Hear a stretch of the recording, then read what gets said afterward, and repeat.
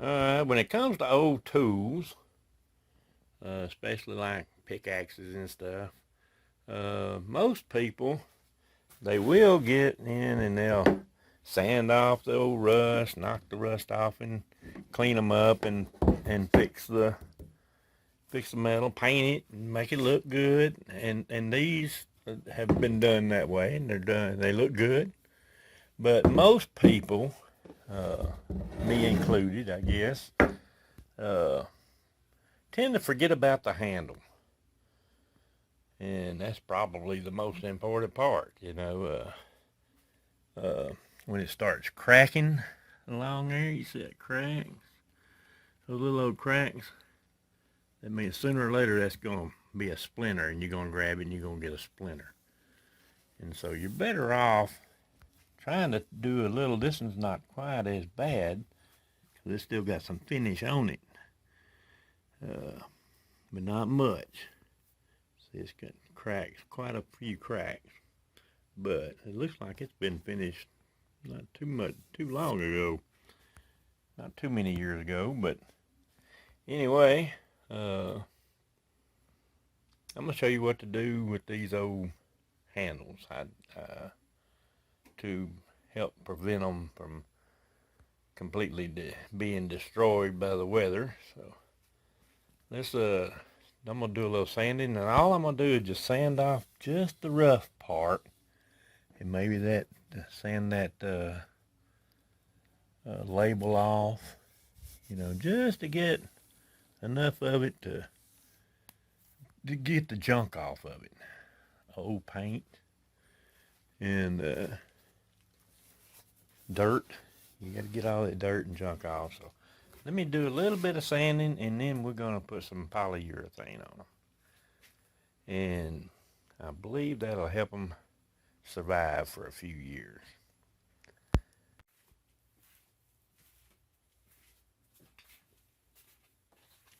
Now I could get a disc out, but I like to hand sand.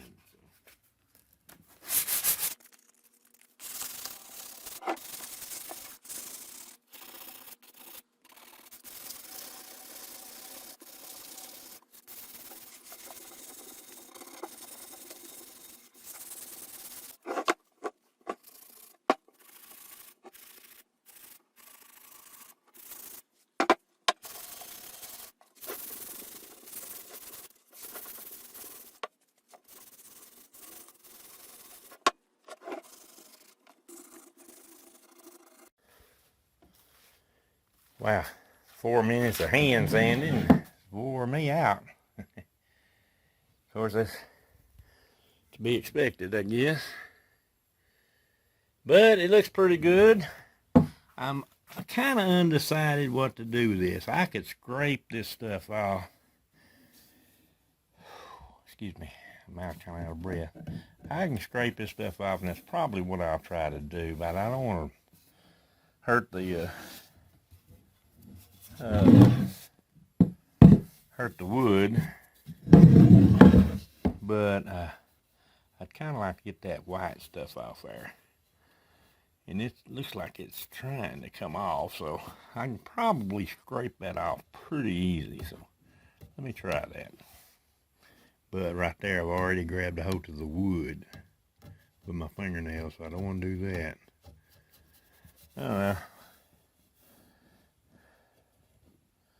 See if I can get something to pull that off of there without hurting the wood. I decided to leave these stickers alone because when I try to scrape and grab, I almost grab wood, and I don't want to mess with wood, so I'm just going to polyurethane right over the top of them. I don't think it'll be a major issue, and I don't think it'll look too bad. So that's what we're going to do. Let me get this other one sanded, and then we'll go from there.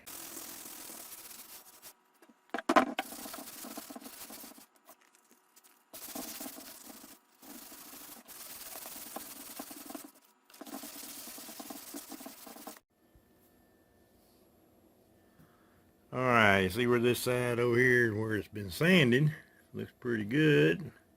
Over here it doesn't. But what that is dirt. Mostly, so you get the dirt off, and the wood actually looks pretty good down through there. But you're just sanding off dirt, or that's what I'm sanding off. It's just dirt. So anyway, let's get the rest of it sanded off, and go from there.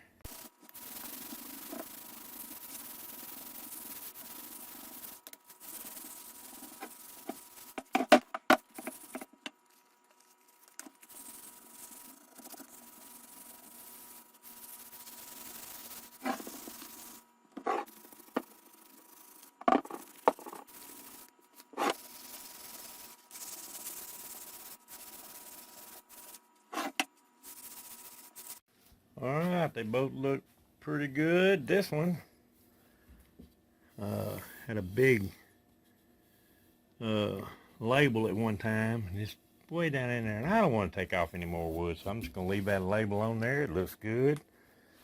It's been hit a time or two up here, had some problems, but all in all it looks pretty good. So let's get some polyurethane on them things. Make sure you get a clean, damp rag, just a little damp. It don't need to be much. And get all the sanding, all the dust off of it. And then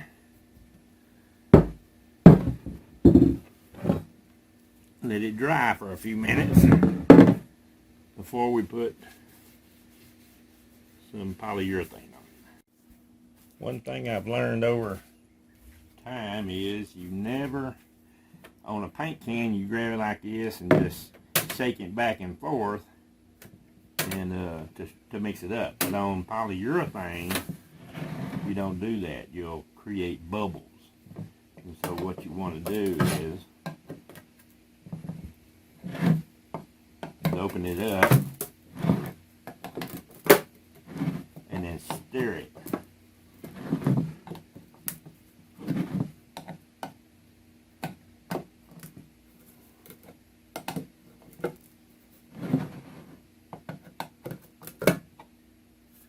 There we go.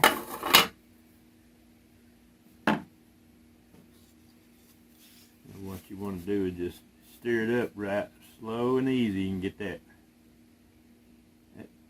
yucky stuff off of the bottom is what you're looking for. It's real thin on top, but on bottom it's really thick.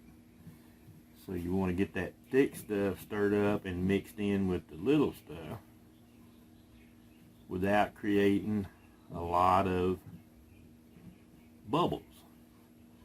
Because you don't want bubbles. See how it's getting thicker? You don't want bubbles in your finished product.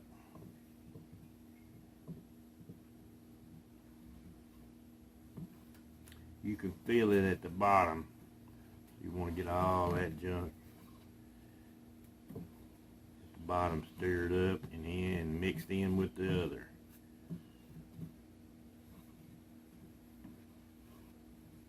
But you got to do it slow.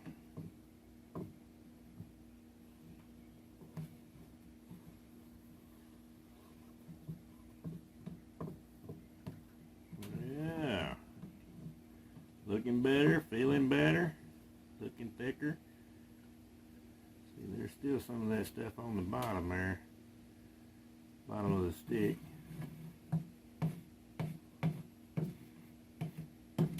But it's getting in there.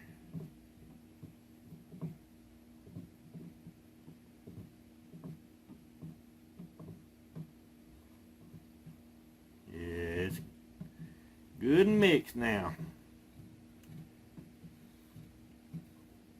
And there's no bubbles in the top.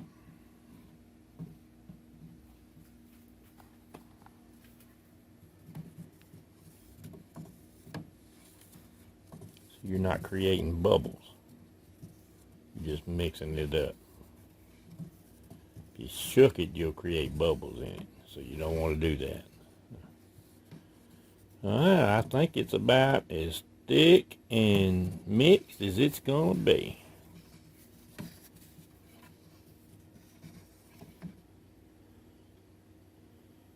Yeah, I believe that's a good mix.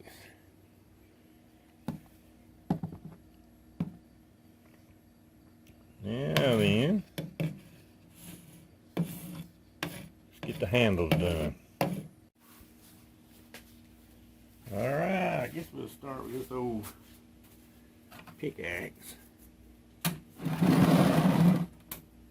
And I'm gonna start down here.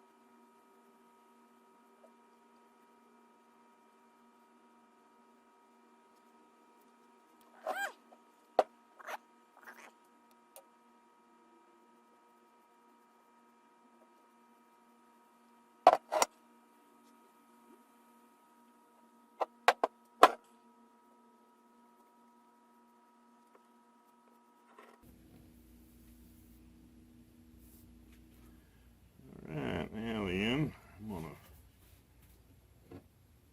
stand this thing up on the ground and finish it there. Can you see that? Let me see if you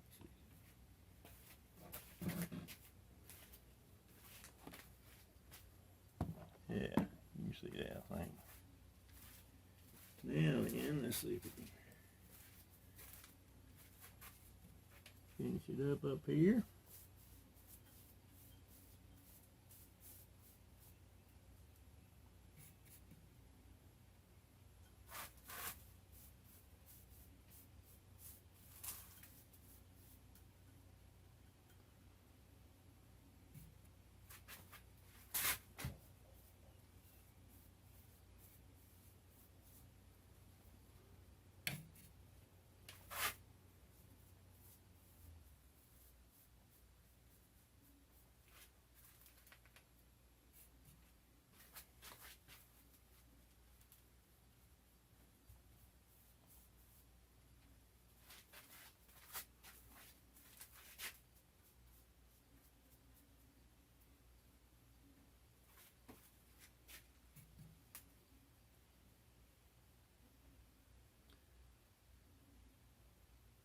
Put a generous amount on the top because that's where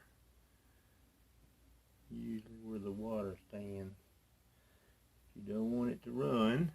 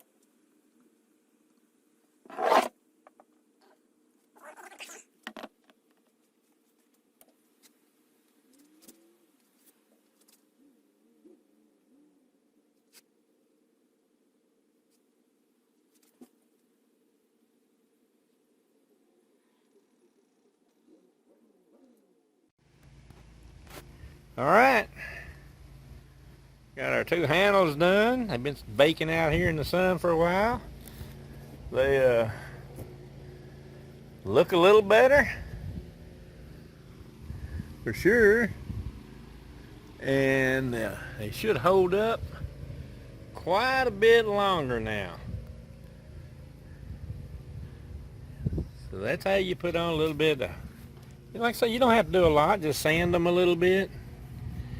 I didn't even take the stuff off, but at least I got some of those cracks filled up, and that's all you got to do. Not very hard, not a lot of work, and it'll make your tools last basically forever if you do it often enough. Alright, guess that's it for now.